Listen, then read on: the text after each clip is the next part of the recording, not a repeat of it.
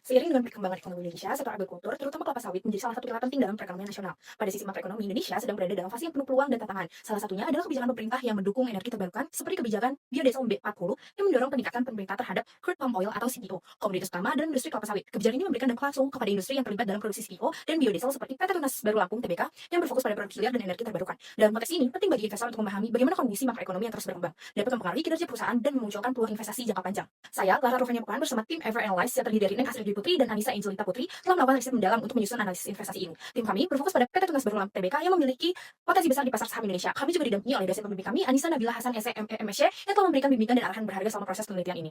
Berdasarkan analisis yang telah kami lakukan, berikut adalah 3 alasan utama mengapa kami merekomendasikan untuk membeli saham Tunas Baru Lampung. Pertama, potensi pasar domestik yang meningkat, di mana kebijakan biodiesel B40 memberikan peluang besar bagi TBLA untuk meningkatkan penjualan CPO yang berimbas positif terhadap kinerja perusahaan. Kedua, diversifikasi produk dan hilirisasi, di mana TBLA berhasil memperluas portofolio produknya dengan hilirisasi produk seperti biodiesel yang meningkatkan margin keuntungan dan daya saing di pasar. Ketiga, efisiensi pengelolaan keuangan, di mana TBLA telah melakukan perbaikan signifikan dalam manajemen utang dan persediaan yang memperkuat posisi likuiditas perusahaan, meskipun dalam kondisi pasar yang penuh tantangan. Dengan mempertimbangkan akan faktor-faktor ini, kami menetapkan target harga saham Tunas Baru Lampung sebesar 1.181,53 yang mencerminkan potensi kenaikan harga sebesar 47,23% dari harga penutup terakhir yang tercatat pada 815 per 28 Juli 2025. PT Tunas Baru Lampung atau TBLA memiliki jangkauan yang luas di Indonesia. Operasionalnya tersebar di beberapa lokasi strategis, termasuk Sumatera Selatan, Kalimantan Barat, dan Jawa Timur, dengan fokus utama di Lampung. Di sana, mereka mengelola perkebunan kelapa sawit, pabrik CPO, pabrik biodiesel, hingga pabrik gula.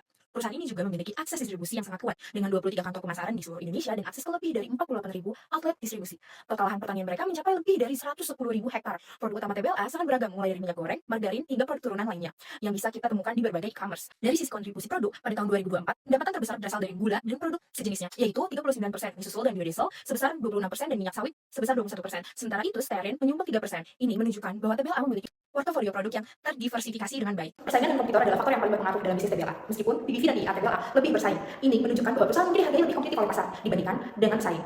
Meskipun memiliki beberapa keunggulan kompetitif seperti diversifikasi produk dan kapasitas produksi yang besar, strategi yang perlu diperhatikan adalah meningkatkan posisi perusahaan dalam kompetisi yang ketat dan menambahkan nilai bagi pembeli dengan memperkuat brand dan memperluas akses pasar global untuk menghadapi tekanan pasar dan meningkatkan valuasi perusahaan. SWOT analisis, di mana kekuatan TBLA adalah diversifikasi produk. TBLA memiliki berbagai produk hilir yang dapat meningkatkan margin keuntungan seperti biodiesel dan minyak goreng. Selanjutnya, valuasi yang stabil. Meskipun diperdagangkan dengan harga yang lebih rendah, dari segi PBV dan IR, TBLA menunjukkan stabilitas dalam valuasi perusahaan.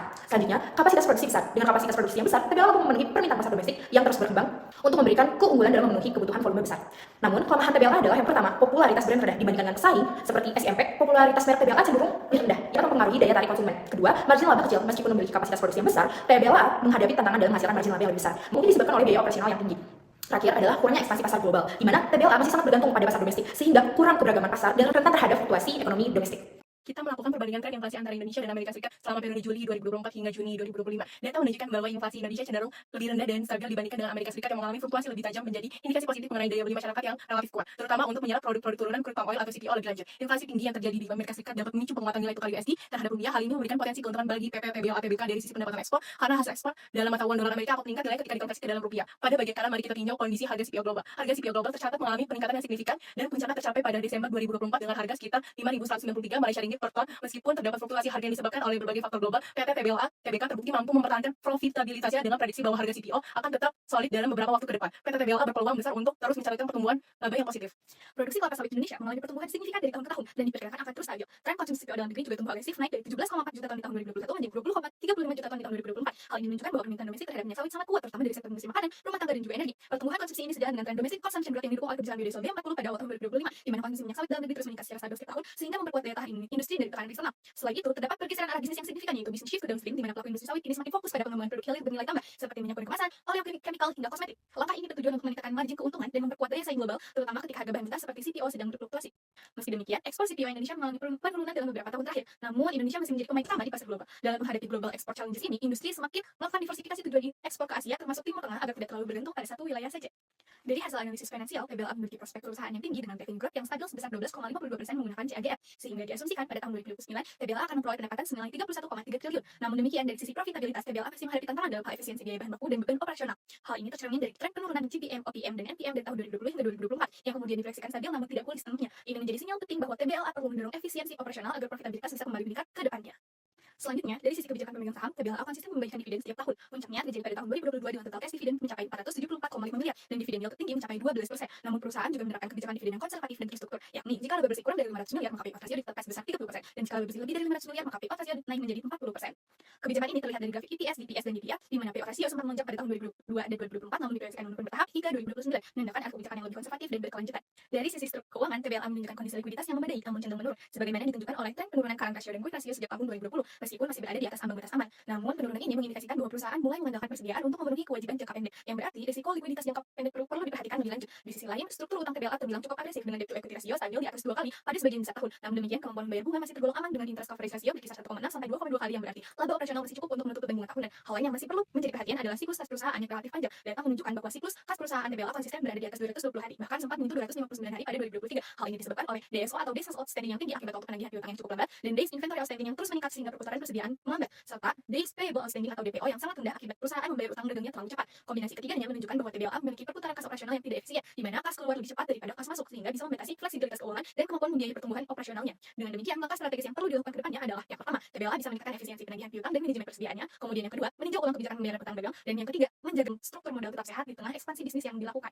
Kita akan melihat valuasi TBLA dengan asumsi pertumbuhan pendapatan 12,20%, depresiasi dan amortisasi sebesar 4% dari pendapatan serta capex 8%. Kita melihat potensi yang sangat menarik, di mana arus kas bebas ke pemegang saham atau FCFE menunjukkan likuiditas yang kuat. Ini sinyal positif karena perusahaan memiliki banyak masuk investasi atau membayar utang. Nilai buku per sahamnya adalah 1.402,14. Harga saham yang beredar diperkirakan sekitar 775 hingga 830 per Juli 2022. Selama perhitungan risiko dari dampak makroekonomi, persaingan industri, dan kesehatan keuangan, kita menerapkan diskon total 10%. Ini membawa kita ke harga target 1.181,53 dengan potensi kenaikan sebesar 47,23%. Angka ini menunjukkan potensi pertumbuhan saham yang sangat besar.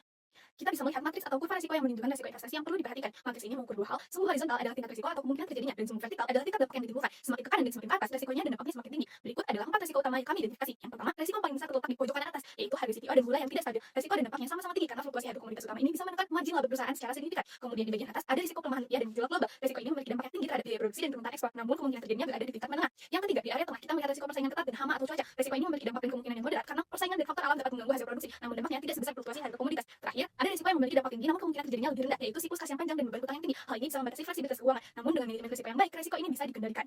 Selain risiko, kita juga perlu melihat potensi positif yang ada di dalam matriks ini. Di slide ini, sumbu horizontal menunjukkan probabilitas dan sumbu vertikal menunjukkan dampaknya. Semakin ke kanan dan semakin ke atas, probabilitas dan dampaknya akan semakin tinggi. Pada poinnya ini merupakan peluang pertama yang berada di area tengah. Ini adalah peluang tumbuh lewat ekspor baru dan pengembangan produk turunan CPO. Peluang ini memiliki probabilitas sedang dan dampak yang cukup signifikan karena membuka pasar dan sumber pendapatan baru bagi perusahaan.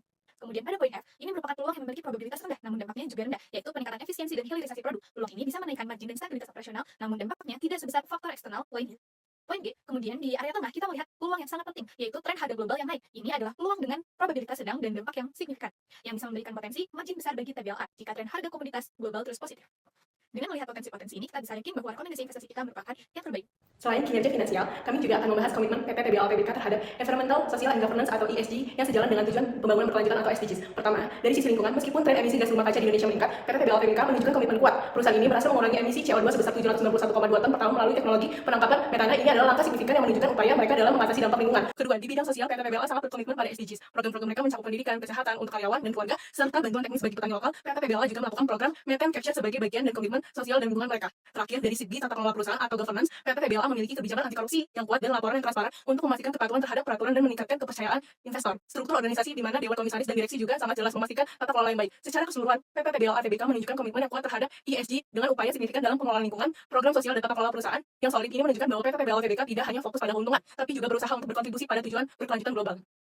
TBLA memiliki potensi yang besar untuk mengembangkan bisnisnya, meskipun dihadapkan dengan berbagai risiko. Dengan strategi hilirisasi dan diversifikasi produk, margin keuntungan dan menghadapi persaingan global. Mengingat potensi pertumbuhan yang besar, strategi yang tepat dalam menghadapi risiko eksternal dan internal akan membantu TBLA tetap kompetitif dan menguntungkan. Target harga saham TBLA untuk tahun 2025 diperkirakan akan mencapai 1.181,53 yang menunjukkan potensi upside sebesar 47,23%. Potensi pertumbuhan harga saham TBLA sangat menarik karena harga CPO yang tetap solid dan kebijakan BDSL B40 yang mendorong peningkatan permintaan domestik.